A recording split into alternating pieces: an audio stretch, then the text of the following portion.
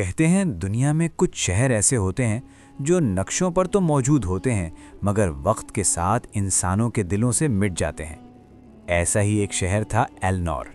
ये शहर कभी रोशनियों, कहकहों और ज़िंदगी से भरा हुआ था, मगर अब वहाँ सिर्फ खामोशी रहती थी। ऐसी खामोशी जो कानों में नहीं, रूह में उतरती थी।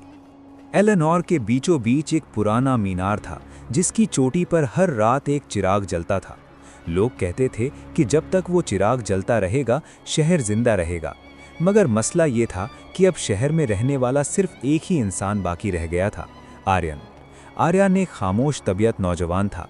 उसकी उम्र का अंदाज़ा लगाना मुश्किल था क्योंकि वक्त ने उसके चेहरे पर उम्र से ज़्यादा थकन लिख दी थी। वो हर शाम सूरज ढलने से पहले मीनार की सीढ़ियाँ चढ़ता, चिराग में तेल डालता और उसे जला देता। यह उसका मामूल था और शायद उसकी जिंदगी का वाहिद मकसद भी। हुए आसमान की तरफ देखा। बादल गैर मामूली तौर पर सयार थे, जैसे कोई बड़ा तूफान आने वाला। अचानक उसे नीचे गली में कदमों की आवाज़ सुनी। आर्यन चौंक गया। बरसों से इस शहर में कोई अजनबी नहीं आया था।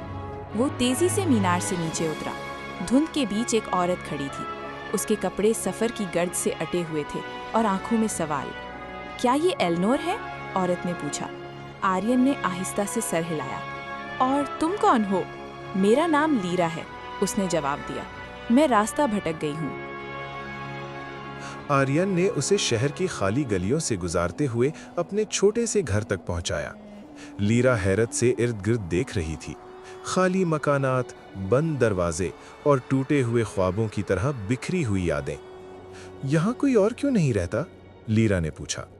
आर्यन ने एक लम्हा खामोशी इख्तियार की, फिर बोला, लोग उम्मीद खो बैठे थे। जब उम्मीद मर जाए तो शहर भी मर जाता है। अगले चंद दिनों में लीरा ने आर्यन के साथ वक्त गुजारना शुरू किया। वो उसके साथ शहर साफ करती, खाली घरों की खिड़कियां खोलती और कभी-कभी हंस भी देती। ऐसी हंसी जो एलेनोर ने बरसों बाद सुनी थी। लीरा ने एक दिन मीनार की तरफ इशारा करते हुए पूछा, ये चिराग क्यों इतना अहम है? आर्यन ने कहा, ये याद दहानी है कि हम मुकम्मल तौर पर ख़त्म नहीं हुए, मगर तूफान करीब आ रहा था। एक रात आंधी इतनी शदीद थी कि मीनार हिलने लगा। आर्यन जानता था कि अगर चिराग बुझ गया तो शायद वो दोबारा कभी ना जल सके।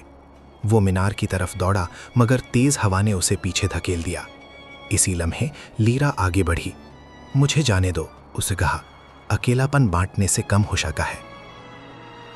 आर्यन ने कुछ कहना चाहा, मगर लीरा पहले ही सीढ़ियां चढ़ रही थी।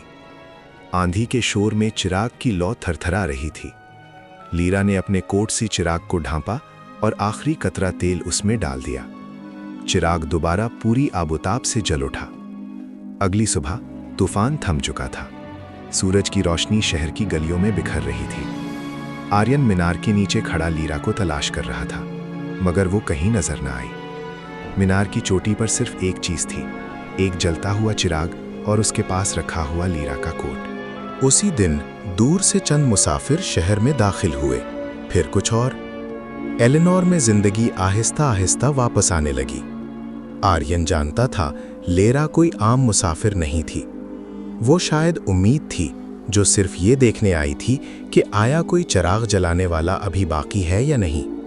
और जब उसे यकीन हो गया तो वो चली गई। मगर अब आर्यन अकेला नहीं था और एलेनोर अब खामोश शहर नहीं रहा था।